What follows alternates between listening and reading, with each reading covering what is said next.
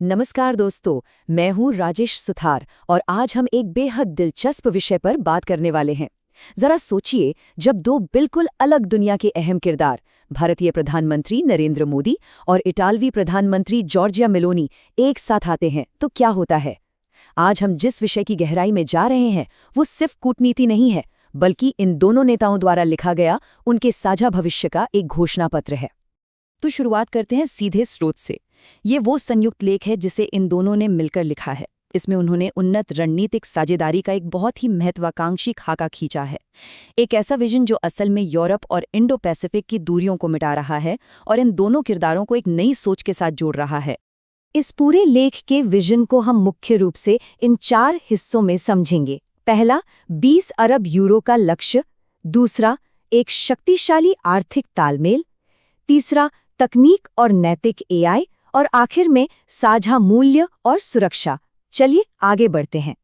तो सबसे पहले बात करते हैं हमारे पहले हिस्से की, 20 अरब यूरो का लक्ष्य, रणनीतिक लक्ष्य निर्धारित करना। अब यहाँ जो बात सबसे ज्यादा ध्यान खींचती है वो है ये बड़ा नंबर।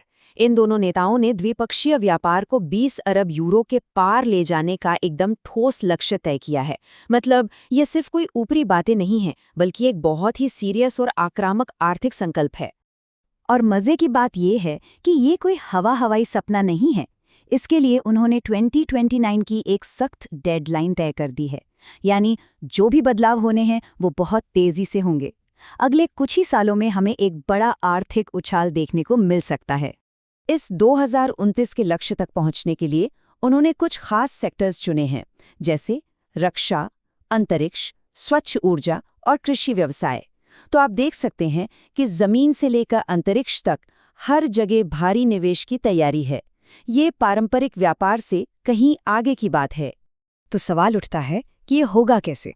इसका जवाब हमें मिलता है हमारे दूसरे हिस्से में, एक शक्तिशाली आर्थिक तालमेल यानी पूरक ताकतें। यहीं पर हमारे दोनों किरदार अपनी अपनी ताकतों के साथ एक मंच पर आते हैं। एक तरफ इटली है जिसके पास बेहतरीन डिजाइन और मैन्युफैक्चरिंग की ऐतिहासिक विरासत है, और दूसरी तरफ है भारत जिसके पास तेजी से बढ़ती इकोनॉमी, बेजोड़ इंजीनियरिंग टैलेंट और बहुत बड़े पैमाने पर काम करने की क्षमता है। ये असल में एक दूसरे की कमियों को पूरी करने वाला शानदार तालमेल है। इस तालमेल का सबसे बड़ा इंजन है भारत का स्टार्टअप इकोसिस्टम। जरा इस नंबर पर गौर कीजिए, 1 लाख से भी ज्यादा। भारत 1 लाख से अधिक स्टार्टअप्स की ताकत के साथ इस साझेदारी में आ रहा है। ग्लोबल लेवल पर यह आंकड़ा सच में हैरान करने वाला है ना। और बात सिर्फ स्टार्टअप्स की संख्या की नहीं है, इनमें 100 से ज्यादा यूनिकॉर्न्स शामिल हैं। अब जरा सोचिए, जब भारत के ये अरबों डॉलर वाले टेक दिग्गज इटली के बरसों पुराने मैन्युफैक्चरिंग अनुभव के साथ जुड़ेंगे तो क्या होगा। ये ग्लोबल इनोवेशन के लिए एक बहुत बड़ा गेम चेंजर साबित होने वाला है। चलिए अब तीसरे हिस्से की तरफ बढ़ते हैं। नंबर 3, तकनीक और नैतिक एआई, भविष्य का निर्माण। यहाँ ये साझेदारी आज के अर्थशास्त्र से निकलकर भविष्य की टेक्नोलॉजी पर फोकस करती है। अंतरिक्ष अन्वेषण, स्वच्छ ऊर्जा, एआई और डिजिटल पब्लिक इंफ्रास्ट्रक्चर। इन दोनों नेताओं के लिए ये सिर्फ इंडस्ट्रीज नहीं हैं, बल्कि भविष्य की रणनीतिक ताकत हैं। जब बात एआई की आती है तो इन दोनों का रुख बिल्कुल साफ और एक जैसा है। वो एआई के लिए एक मानव केंद्रित दृष्टिकोण यानी ह्यूमन सेंट्रिक अप्रोच की वकालत करते हैं। उनका सीधा सा मानना है कि तकनीक इंसानों की भलाई के लिए है, न कि इंसानों पर हावी होने के लिए। लेख में बहुत ही दृढ़ता से ये बात कही गई है कि एआई का विकास हमारे लोकतांत्रिक मूल्यों की रक्षा के लिए होना चाहिए, उन्हें कमजोर करने के लिए नहीं। आज के इस तेजी से बदलते तकनीकी युग में मानवाधिकारों को सुरक्षित रखने के लिए ये एक बहुत ही अहम कदम है।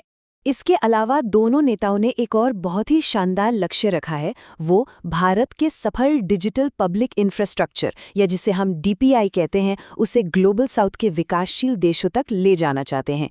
इससे ये साफ होता है कि वो तकनीक से सिर्फ अपना ही नहीं बल्कि पूरी दुनिया को सशक्त बनाने का विजन रखते हैं।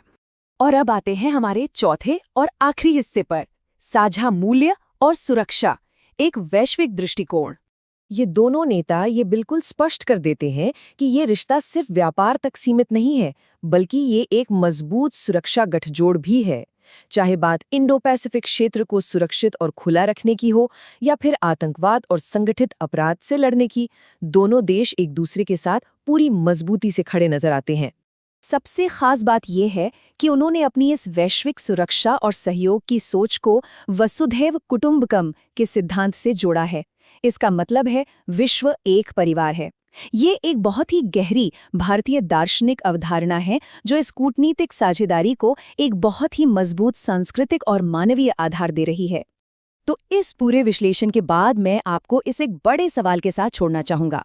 जब यूरोप की बेहतरीन मैन्युफैक्चरिंग कला और इंडो पैसिफिक का इतना बड़ा डिजिटल पैमाना एक साथ मिलेंगे, तो अगले 10 सालों में ग्लोबल सप्लाई चेन्स में कितना बड़ा बदलाव आएगा।